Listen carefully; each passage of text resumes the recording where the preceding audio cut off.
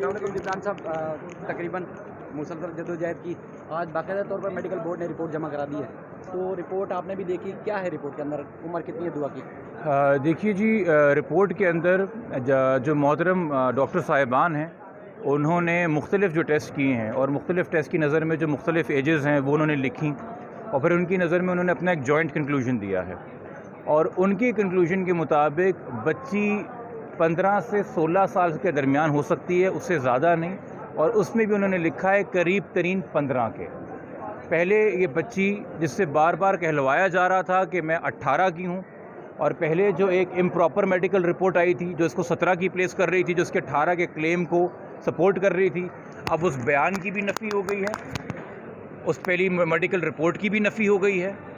वालदैन का जो पहले दिन से मौक़िफ़ है कि बच्ची 14 साल की है, मेडिकल रिपोर्ट ने आज उस मौक़िफ़ की तायद कर दी है। ये हम सब जानते हैं कि मेडिकल रिपोर्ट आपको 1 से 2 साल की रेंज देती है, तो 14 साल की बच्ची 15 साल की रिपोर्ट में बताई जा रही है, ये बहुत माकूल बात है।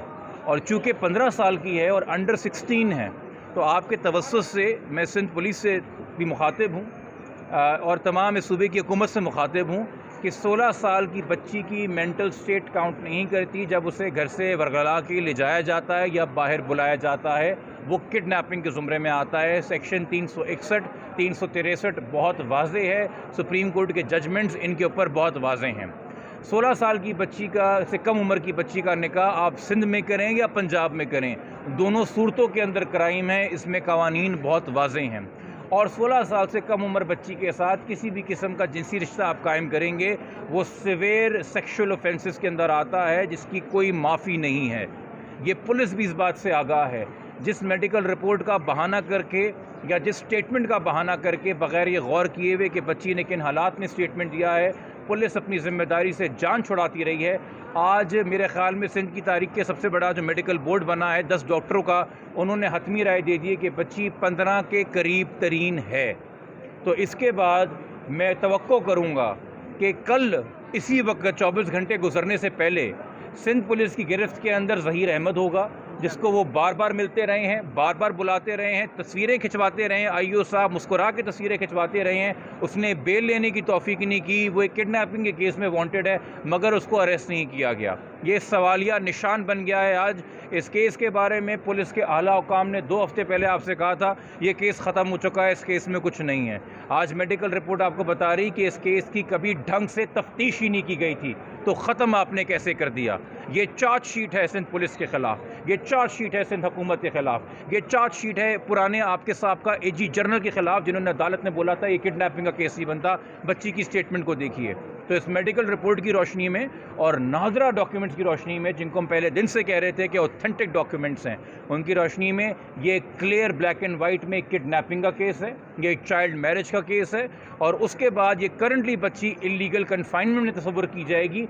तो हमारी अब दुआ है कि मज़ीद इससे पहले कि हम अदालती कार्रवाई करें, जो हम कल करेंगे, चूँकि आज रिपोर्ट की हमें ट्रू कॉपी मिलेगी, उसके साथ हम दरख्वास्तें मज़ीद लगाएंगे।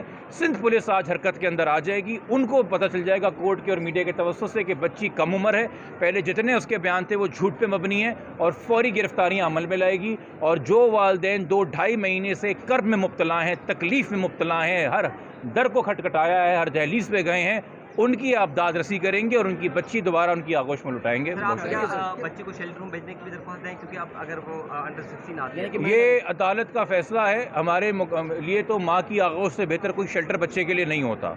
और माजरत के साथ हम ज़रा शेल्टर होम के ऊपर भी सवालिया निशान है। इस केस के अंदर, इस मौजूदा केस के अंदर, जिस शेल्टर होम के अंदर बच्ची को आपने भेजा था, उस शेल्टर होम की वकील जो हैं, इस चाइल्ड मैरिज के निकाह ख्वाह की वकील बन के अदालत में पेश हो रही हैं। हम कैसे ट्रस्ट कर लें कि बच्ची शेल्टर होम में महफूज रहेगी, जब शेल्टर होम की वकील ही इस केस के मुलज़िमों की पैरवी भी कर रही हैं? हम कैसे तसव्वुर कर लें? माँ की आगोश से बेहतर कोई शेल्टर नहीं है। 2.5 महीने बहुत मजाक हो गया, 2.5 महीने बहुत भाग दौड़ हो गई। अब ये साबित हो गया है कंक्लूसिवली कि बच्ची वाकई में अंडर एज है, बच्ची वाकई 14 साल के करीब है। खुदा के वास्ते मैं अदालतों से भी दरख्वास्त करूँगा, मैं पुलिस से भी दरख्वास्त करूँगा, थोड़ा करम करें, अपनी जुरिस्प्रूडेंस सुलझाएँ। ये कम उम्र बच्चियों के निकाह के ऊपर जो है माओ की गोदे मत उजाड़ें। जो बच्ची निकाह के टाइम पे एक अबडक्टी है, एक विक्टिम ऑफ किडनैपिंग है, उसका स्टेटस अगर पूछा जाए निकाह के टाइम पे, बेटा तुम क्या हो, तुम मुग़विया हो, तो मुगविया के निकाह अगवाकारों से कब होने लगे और कब जायज़ करार देने लगे? ये वैलिडिटी ऑफ निकाह भी एक सवालिया निशान है। उस निकाह पे 18 साल उम्र लिखी गई है, उस निकाह के ऊपर झूठ लिखा गया हुआ है, उस कॉन्ट्रैक्ट के ऊपर। वो किन हालात में हुआ, कैसे हुआ, और अब तक बच्ची के जितने बयान हैं कि वो कैसे गई है, वो सब सवालिया निशान है। इस बच्ची को इतना आपने ट्रेन करके जहन बना के जहन कशी की उस बंदे ने जिसने अगवा किया है कि 3 बार अदालत में 3 मुख्तलिफ अदालतों में बयान दिलवाया कि मैं 18 की हूँ। आज डॉक्टर्स बता रहे हैं कि 15 के करीब तरीन है, यानी कि नादरा के डॉक्यूमेंट सच बोल रहे हैं कि वो 14 की है। तो इस सबके सामने रखते हुए मेरे ख्याल में अब हम उम्मीद कर सकते हैं कि अब कान खोल के, आंखें खोल के, होश से तमाम इदारे अपना काम लेंगे और बच्ची की हिफाजत को बायकीनी बनाएंगे। Thank you sir, thank you. शुक्रिया। और ये